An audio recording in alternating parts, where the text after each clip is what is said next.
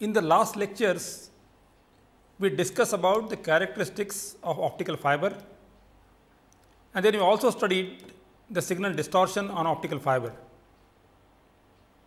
In this lecture, now we study the practical aspects of optical fiber, that is, how do we handle optical fiber and what kind of measurements are to be carried out on optical fiber before the fiber is accepted and commissioned into a system. So, just on simpler note, even a cutting of optical fiber is a rather tricky issue. As you all know that optical fiber has to be connectorized, that means at the end of the fiber a connector has to be kept. But before that, the fiber has to be cut so that it can be inserted into the connector appropriately. And what you will notice is that if the surface of the tip of the optical fiber is not flat, then there is a scattering of light from that. So, light does not come in a systematic form of beam from the tip of the fiber, and because of that you have a loss when you try to connector this fiber, or if you want to join these two fibers which are cut. So, normally what we do is we essentially take the optical fiber, make a small gentle cut with a blade, and then pull the fiber very gently, so that the crack which you have got with the blade slowly develops along the crystal surfaces, and you have a reasonably flat cut at the tip of the optical fiber. After this also, the fiber tip has to be taken and it has to be what is called polished. So, there are certain polishing cards on which the tip of the optical fiber has to be very gently rubbed, so that the surface becomes reasonably flat. So, this process is what is called the cleaving of the optical fiber. Once the fiber is cleaved, then invariably you have to join the fiber, and that process is what is called the splicing process. There are various types of splicing which could take place. One could be very temporary splicing, that means I have two fibers which I just temporarily want to connect, and frequently we should be able to disconnect also. So, this can be either done by using connectors. You can connect the two fibers or disconnect them, or you can insert two fibers in the form of some kind of a rubber tube, and when the fiber come inside the rubber tube and just get aligned and touch each other, the light can be guided from one fiber to another fiber. So, there is a possibility that without actually making a permanent joint, one can couple light from one fiber to another fiber. Of course, since you do not have any permanent joint for this fiber, there is a large loss in this kind of joint.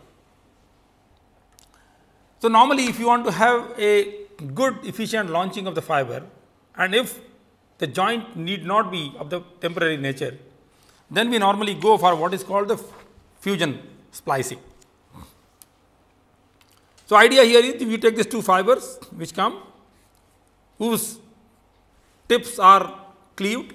So, you have got reasonably flat tips, you bring them close to each other, and then this process of joining by fusion is identical to the soldering process in electrical circuits. So, in electrical circuit also, if you want to join two wires, you bring them together and essentially you put a solder, and then you make a permanent joint at the tip of the wire. Precisely same thing we do here, that the two fibers are aligned perfectly, and then a arc is passed at the joint, so that momentarily the glass melts, and at that point of time if you give a small push to the fiber, essentially the two semi molten glass tips of the fiber fuse into each other and you get a permanent joint. So, typically whenever we want to have the joints, and if the joint is of permanent nature, then fusion splicing is the one which is preferred. You can also have the joints which could be UV cured kind of joint where the fiber ends are dipped into some kind of a liquid, and if the liquid is exposed to the X-rays, the liquid solidifies, so you get a temporary kind of joint at the tip of the fiber. But fusion splicing is the one which is predominantly used whenever we have the network laid for long distance communication. Now, when we are doing this kind of a joining of the two fibers, there are possibility of mechanical misalignment between the two fibers. So, either the fiber could be laterally misaligned, that means the two tips of the fiber may not be, axis may not align, the axis may be slightly displaced, one possibility. Other possibility is that there may remain a small air gap between the two tips of the fiber, and this is more common in that temporary joint which we got with the tubular pipe, the rubber pipe. Third possibility is that there may be a small angular misalignment between the two fibers. And each of this essentially gives you a joint loss. In this case, you can easily see, since the cores are not overlapping, the entire energy which is coming from this core is not guided into the second core. So, you get a loss here. Here you are having a small air gap, so the numerical aperture cone which comes out of this completely does not overlap with this fiber.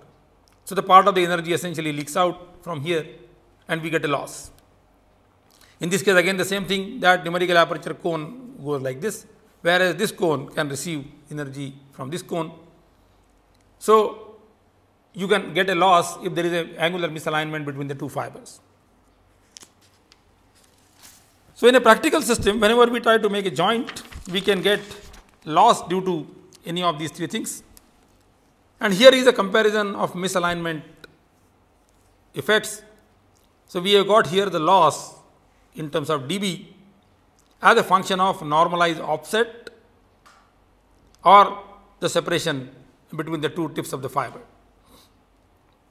Now, here it is normalized with respect to the core radius.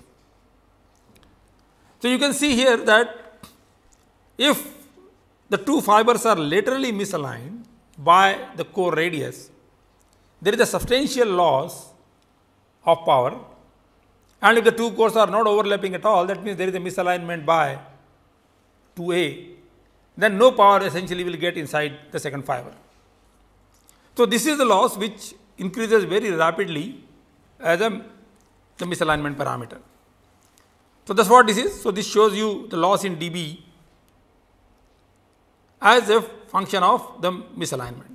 So, by the time you get a misalignment of 1, that means a misplacement of 1 radius, the loss will be of the order of about 3 to 4 dB.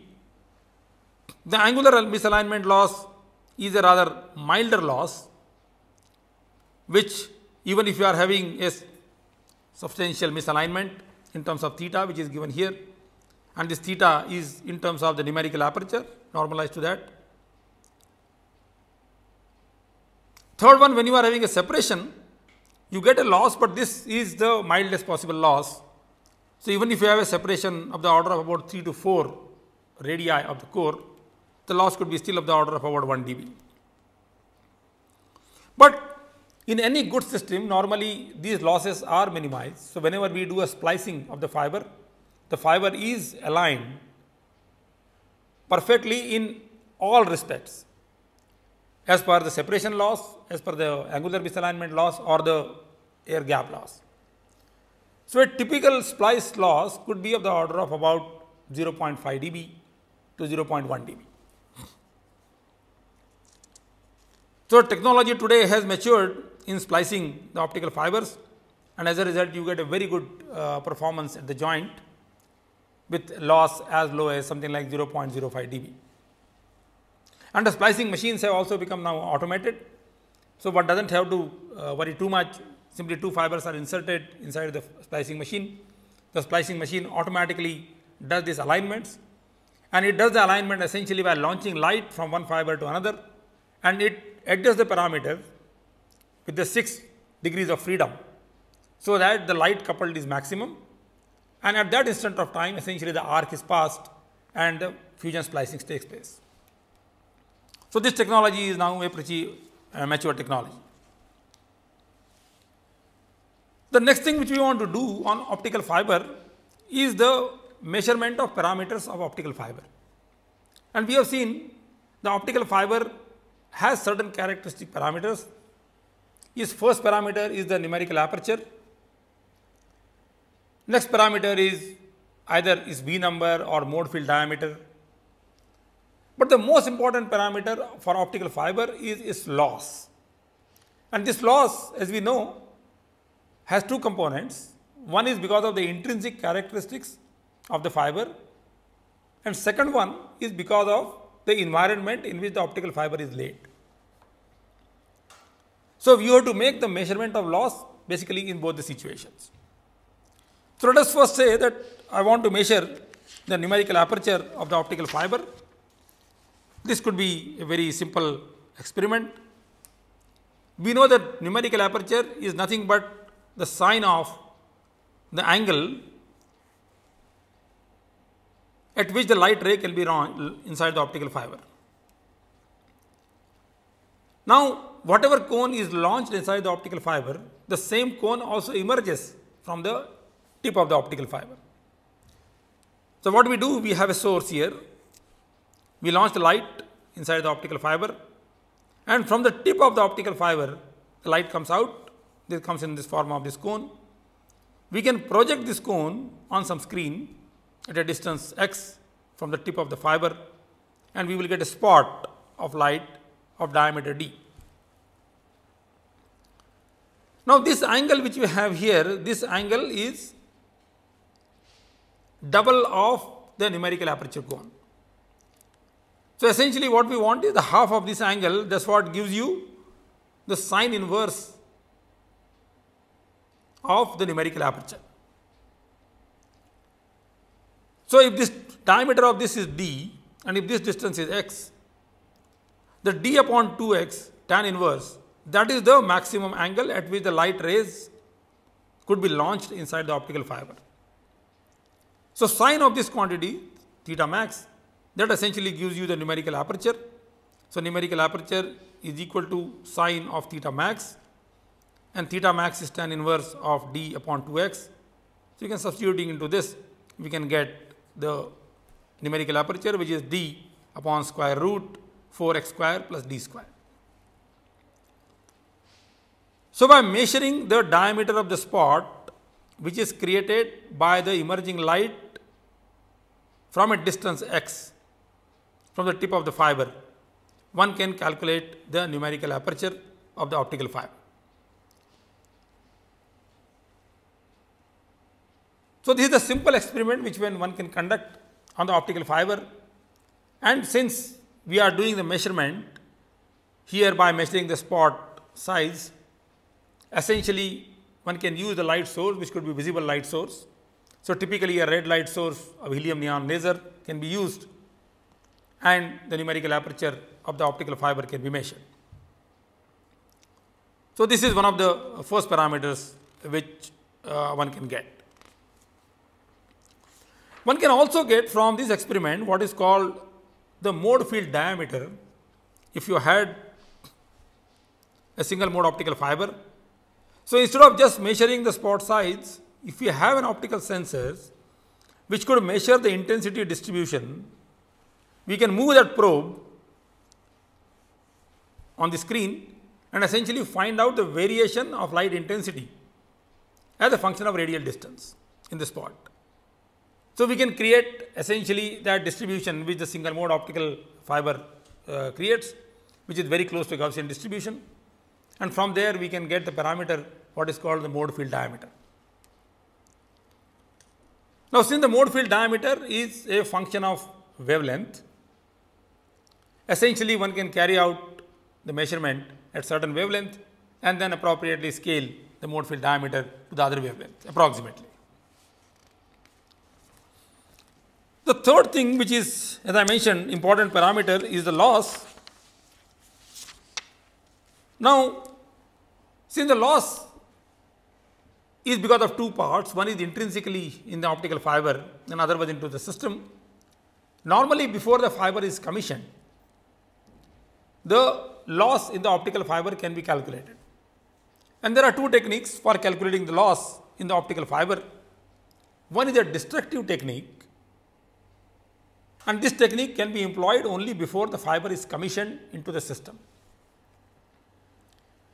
The other technique is non-destructive, and this technique can be used even after the fiber is commissioned into the system, and also during the running of the fiber, during the operation of the fiber, this equipment can keep monitoring the status of the optical fiber.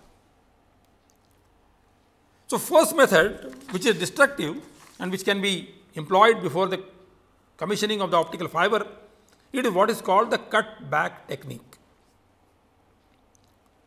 Now, idea here is simple. Firstly, you have an optical source here. You put the light inside the optical fiber, you measure what is the output. From there, you can find out what the corresponding loss would be. So, if I know the power which is put inside the optical fiber, if I know the power which is coming out of the optical fiber, the ratio of these two powers will give me the attenuation. So, if I knew the fiber input, so if this is my fiber, I put a power here which is P in, I get a power here which is P out. So, I can get the attenuation constant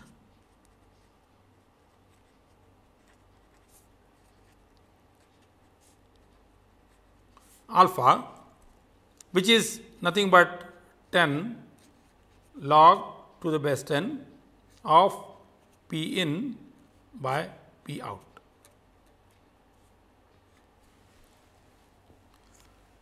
So, principally this method is very simple.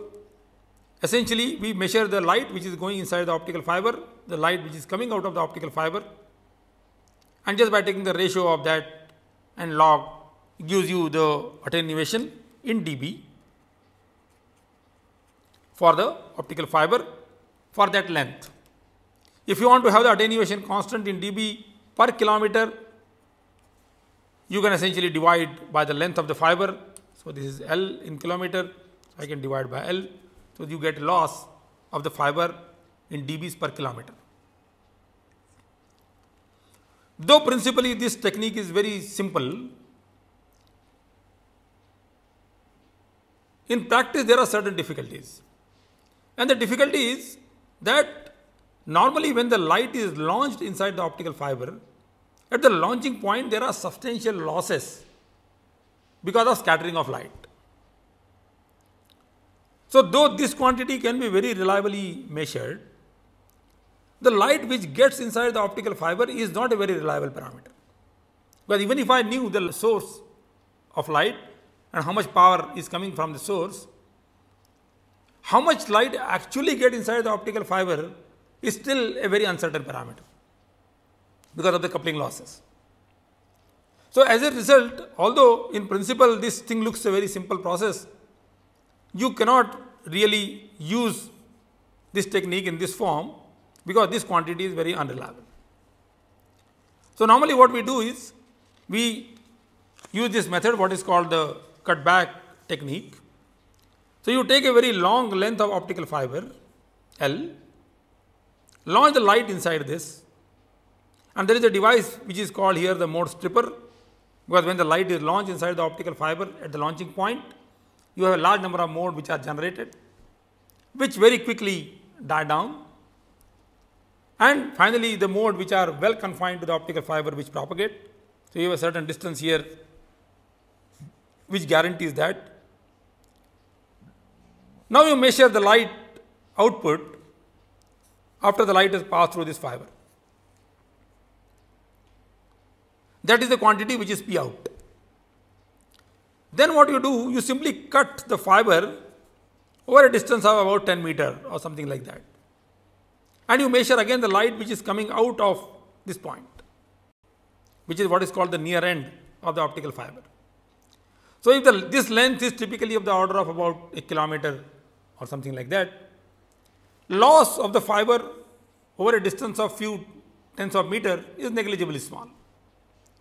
So, then we can say that whatever light comes out from this point, the near end of the fiber after the fiber is cut, that is same as the P in for this fiber. So, we do the measurement of light coming out only. In first case, with the full length of the fiber present, you get that, which we call as P out. Then you cut the fiber here near the near end of the fiber, and that P out is essentially P in. Then getting the ratio of these two, you can use this formula and you can get the attenuation constant of the optical fiber. So, before the supplier gives you the optical fiber, this method can be employed, because as it is very clear, you have to cut the fiber. So, this method cannot be employed after the fiber is commissioned into the system. Otherwise, this method is a reasonably accurate method if you can afford to cut the fiber, and that can happen only before the installation of the optical fiber. The very powerful technique which can be employed to estimate the loss of optical fiber before and after commissioning of the optical fiber, what is called the optical time domain reflectometer. So, what we have here, we have a device what is called the optical time domain reflectometer, which is nothing but an optical radar. So, you recall in radar what we do? We essentially send a very narrow pulse of radio wave. The pulse goes, it gets reflected or scattered from the object. The echo of the pulse you receive back, and then from the echo essentially we get two parameters. One is the delay of the echo, that means the return time of the signal, and second one is the amplitude of the echo, which tells us from what size object the signal has reflected. So, from these two parameters, then we estimate the size of the object and the distance of the object. Precisely same thing we essentially we do in this device, what is called the optical time domain reflectometer, or in short called OTDR. So, this OTDR has basically components like this. It has a laser source which launches the light. Then you are having a beam splitter. So, the light passes through this. This goes inside the fiber which is to be tested. The other end of the fiber is not needed now. So, light which goes inside the optical fiber, because of the scattering or reflections at various points, the light gets reflected, it comes back. The return light is diverted through this beam splitter in this direction. You detect that light and plot that on the oscilloscope as a function of time. So, if you launch a very narrow pulse of light, what you will see is that we do not have only one echo which will be coming from here. The echo will come from different points. So, some energy may get reflected from here, some may get from here, some may get from here. So, what we see is that the signal which is getting reflected from various points will arrive at different times. So, it will have a different location on the oscilloscope screen. So, for a very narrow input pulse given from here, you will get a signal which is much spreaded in time. That is what will appear on the oscilloscope. So, the maximum time separation or spread which you will get would correspond to the maximum return time which you can get on the optical fiber. So, note here, if I had an optical fiber of length L, a pulse is launched from this, the pulse will go all the way up to this point and come back. So, it travels a distance of 2L, and if the velocity of the light inside the fiber is C divided by N, where N is a refractive index, or we can call N effective if we are having a fiber which has refractive index N1 and N2 for the cladding and core, then the delay maximum which you get from here, that will be equal to this 2L divided by the velocity, which is c by n effective. So, for a very, very narrow pulse launched inside the optical fiber, we get a reflection which has a time spread of T max. So, typically that is the spread over which the signal will come from 0 to tau max. Now, one can ask a question now that when the signal goes inside the optical fiber, why do I get a reflection? And you will recall that inside an optical fiber we had these microcenters which were giving you the scattering loss. We can now rely on those losses, and as we know that scattering loss is because of the scattering of light which takes place in all directions. So, as the light goes inside the optical fiber, a very tiny fraction of that light gets scattered in all directions. So, part of that light essentially will travel backwards inside the optical fiber. That is the light essentially we are trying to capture. So, now the pulse, when it goes into this, for a nice uniform fiber, the scattering loss or scattering mechanism is identical at every location on the fiber. However, if you ask how much will be the scattered power, you will see the scattered power will be proportional to the local power density at that point. So, what that means is that initially when the pulse is launched, if the scattering takes place here, you will have a much larger amplitude of the scattered signal than if the scattering, same kind of scattering takes place here.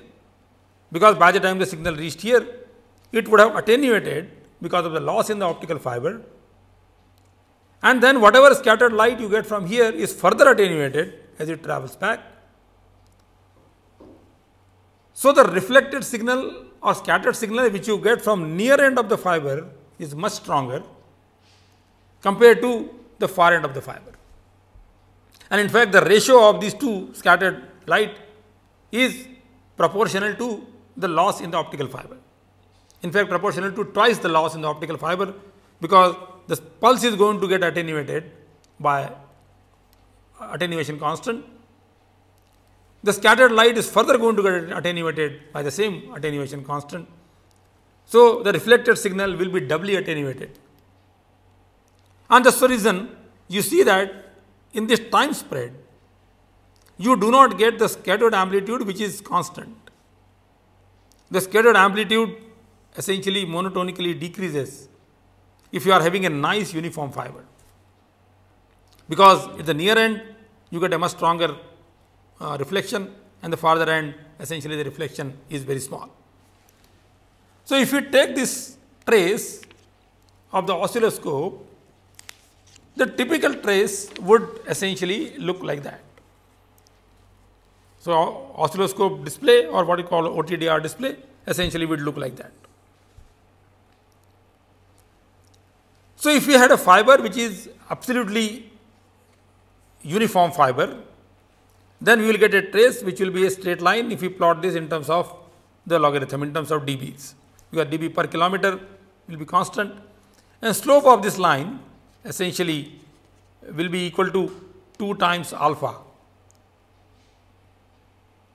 because the signal is attenuated and the scattered light is further attenuated. So, just by measuring the slope of this line, the trace, essentially one can calculate the attenuation constant of the optical fiber. But now let us say that the fiber is not absolutely uniform. Let us say the fiber had a joint here and I had another fiber here. So, at this point there is a junction, maybe there is one more junction here or there is a connector here. And whenever we have a junction like a splice or a connector, you have partial reflection of the light from that point, not the Rayleigh scattering. This is the partial, what is called Fresnel reflection, which takes place from these joints. So, you will see suddenly at this, from the signal which is getting reflected from this point suddenly has a large amplitude, because at this point suddenly more amount of light is reflected. But beyond this point, since now the light amplitude is reduced because more light is reflected, the signal level of the scattered light will drop compared to what it was here.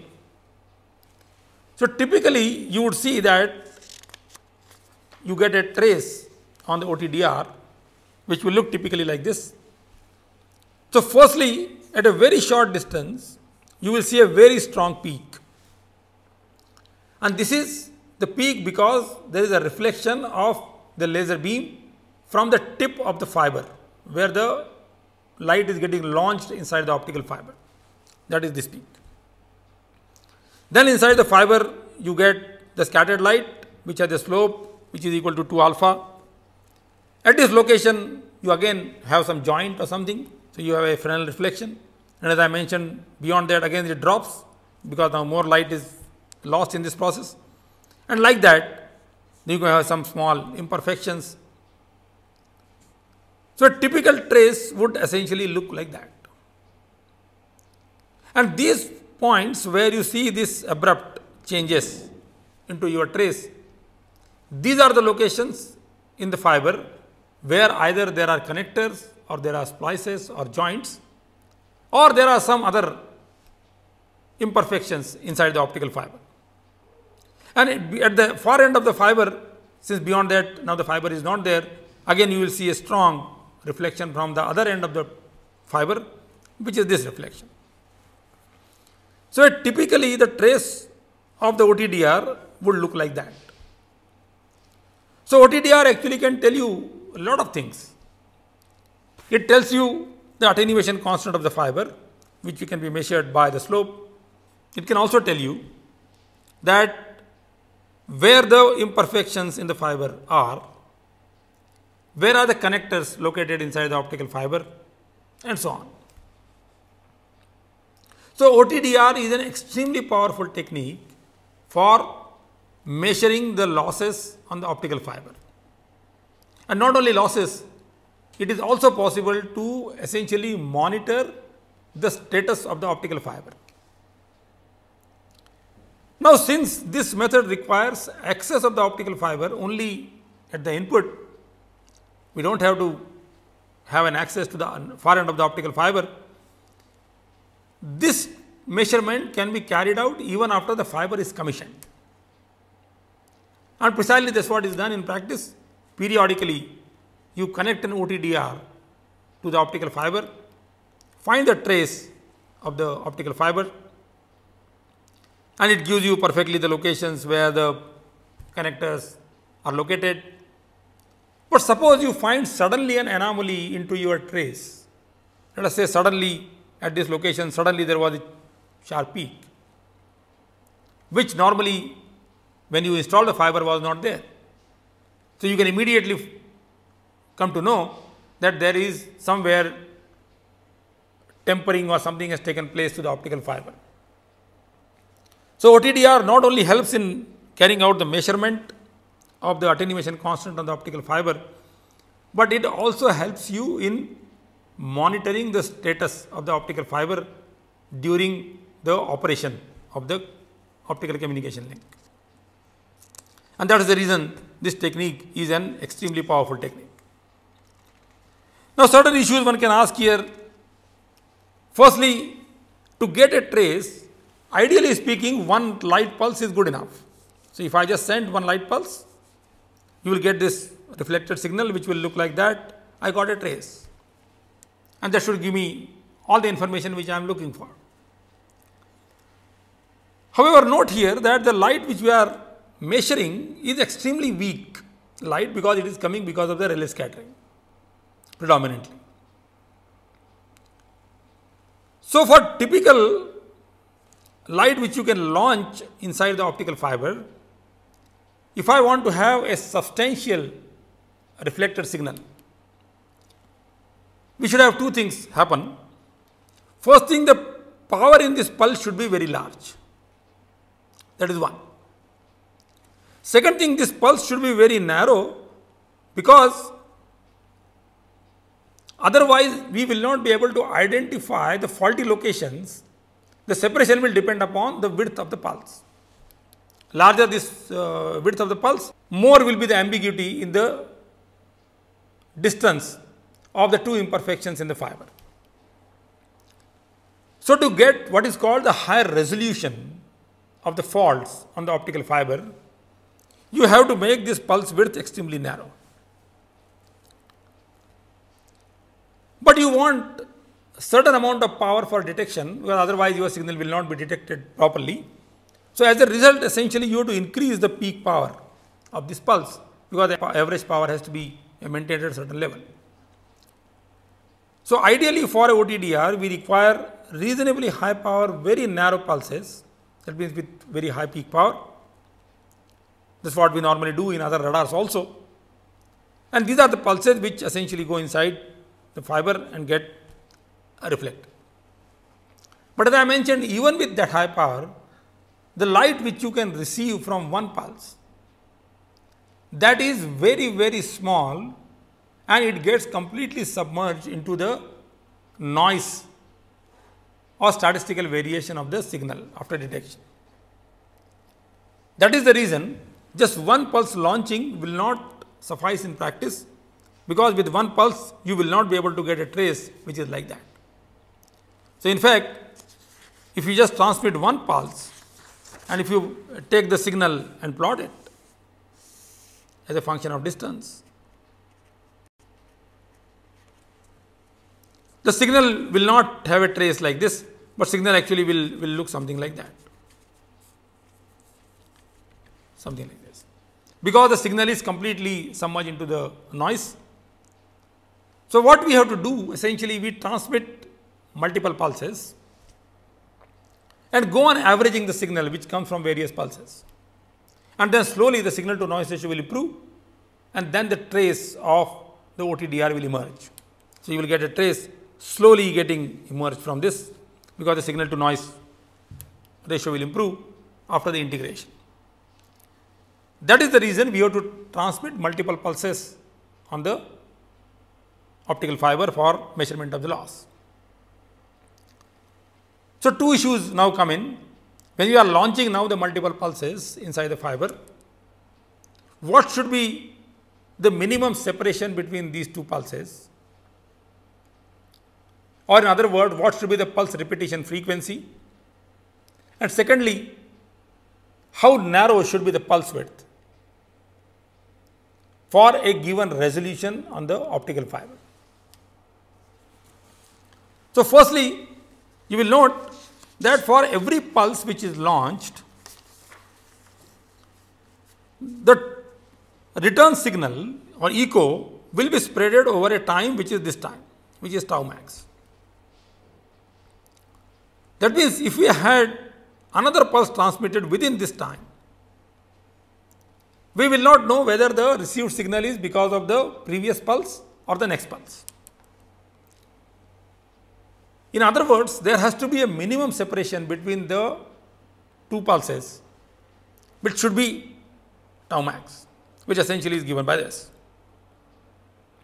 So, if we have the maximum distance given to you, then you can get the repetition frequency for the pulses, which will be essentially 1 upon this tau max.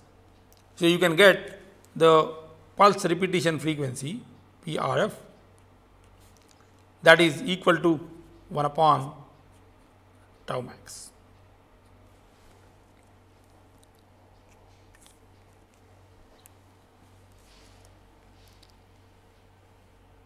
Here L is the distance or the length of the fiber. So, depending upon over what distance one would like to carry out the measurement on the fiber, one can decide the pulse repetition frequency.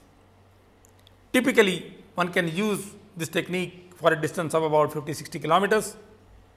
So, you get a pulse repetition frequency which will be extremely small, which will be typically of the order of about few hundred cycles or few hundred pulses a second. That is the kind of pulse repetition frequency you can get.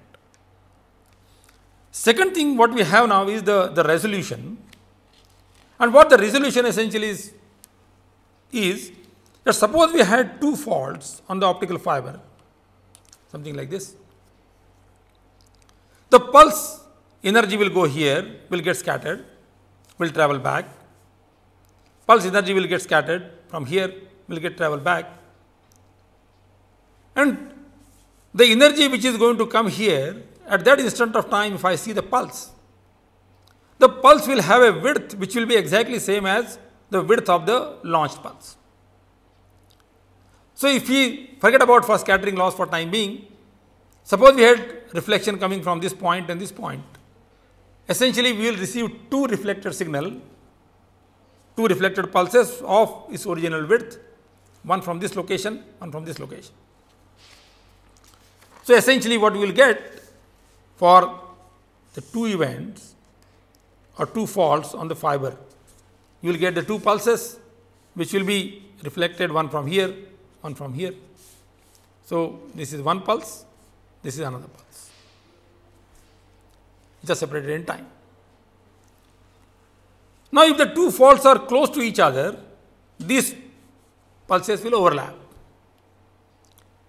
So, we can define a resolution is the minimum distance you should have between the two faults on the optical fiber, which can be identified as two faults.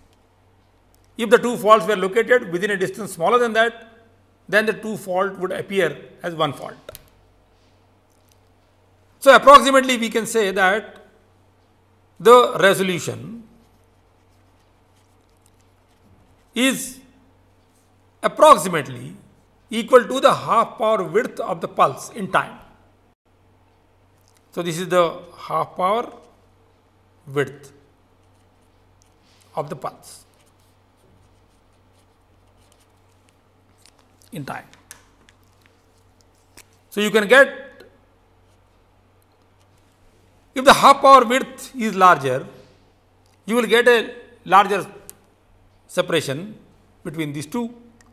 So, ideally we want the half power width of the pulse should be as narrow as possible. This width can be converted into the spatial distance.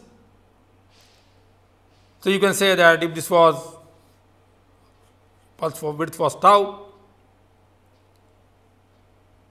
then the tau multiplied by C upon n effective, that gives you the spatial resolution.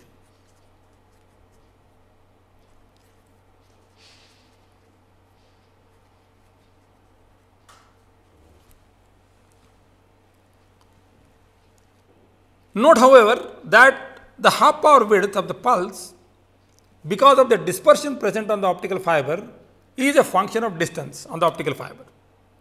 So, initially you launch certain pulse inside the optical fiber which has some value of tau, but as it propagates on the optical fiber, because of dispersion, this pulse broadens. So, if the pulse was reflected from a nearby location, it would have a width which will be almost same as the width of the transmitted pulse, whereas if the pulse was reflected from a location which is very far away or the far end of the fiber, then the pulse would be broadened because it would travel a distance 2L on the optical fiber. And since the resolution is related to the half power width of the pulse which we receive, in other words, what we are saying is that the resolution will become a function of distance on the fiber. So, the faults which are very close to the near end of the fiber, you will get a smaller resolution. The fault which are toward the far end of the optical fiber, you will have the poorer resolution. So, if we approximately say that the pulse which is launched inside the optical fiber is of Gaussian nature, and tau essentially is the standard deviation of that pulse, input pulse, and let us say the pulse broadening which takes place inside the fiber is also more or less of Gaussian nature. We can say that initially you had a Gaussian pulse with a sigma which is equal to tau I. This is approximately a Gaussian pulse.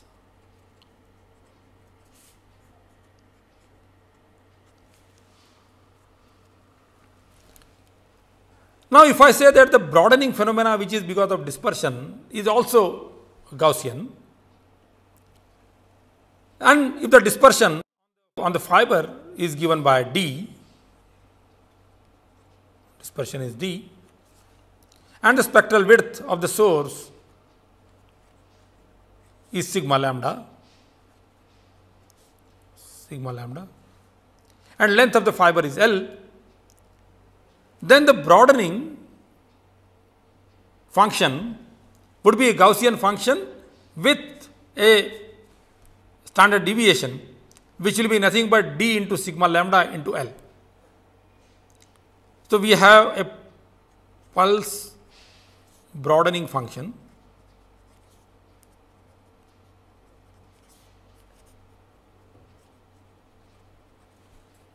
with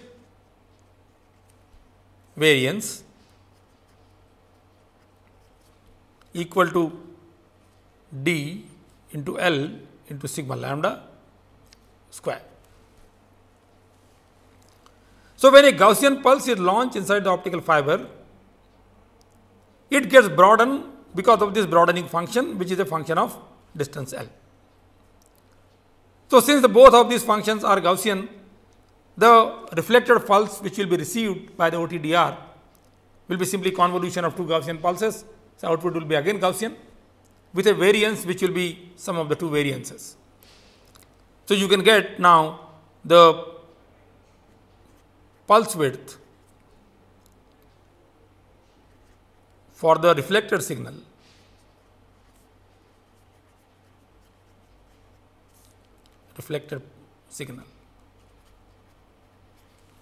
that will be equal to, so that is let us call tau, that will be equal to square root of the variance of the input which is T I square plus the variance of the broadening function which is d into L into sigma lambda square.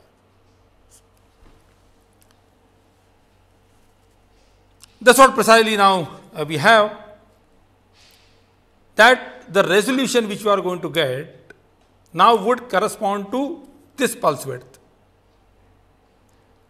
So, when the length is small, so that this quantity is negligible compared to this width, you will get a resolution which will be decided by the input pulse. But if the distance is substantial, so that this quantity becomes negligible compared to this one, then the resolution essentially will become proportional to this quantity L. So, if you consider a OTDR and if you consider the long distances which are there in the fiber, depending upon the dispersion parameter and the spectral width which you are using for the OTDR source, we will get the resolution of the OTDR which will become function of the length of the fiber.